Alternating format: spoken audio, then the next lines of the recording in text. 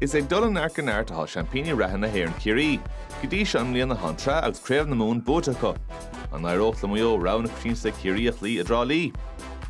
Evans, haar nascan í chuna chúir agus le pass a bháin ha siad dulta an núnsaí. An dara pass in is deacha dro sífra fachta go hálinn sleis céim even an son ag sífra ó sé an chuile Buaicphointí Harris an trasnán. A choríist brú nach beag a chorirthe siar go hana ríb a ríist. Ríb lena dasóig ach an council na titimi mí a báide ha sé fós ag muón sa labhlacáil díantá sé fós ag muó agus báide ag clóde cín.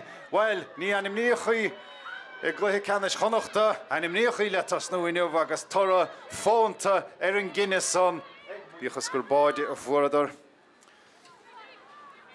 Se chuúine don is hana ríb dul le ruthar anna láidir há sí sa stúa lechearcail in council Buaicphointí ag ríb agus in council Buaicphointí Harris an trasnán. Ciarraí hénig go dul siar chun dul chun cín. Mary O'Connell, Saul go Aisling O'Connell.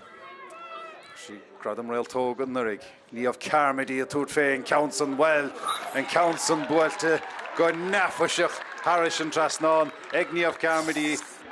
Caig muo í gaide an pas isteach jo hí fra ó sé a chan selleh cimátathe éigen ag Ciarraí ha sé ag harnáiseach sí fra ríisteach.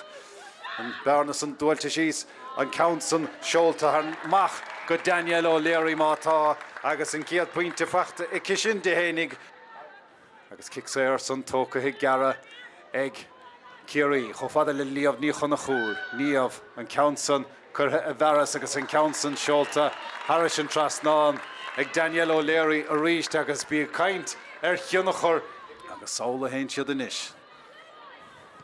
Caidisteach I jo banal ó gaile deisgurt sin sífra ó sé an cartach a céhan son an council seolta Harris an trasnán agus gáileat go méidir go buin sin inis dómhaí ó Adóg dernach sé ag Jonathan Murphy agus an chluhisa Buaicphointí agus Buaicphointí go bog le bheith fíornach ag Ciarraí.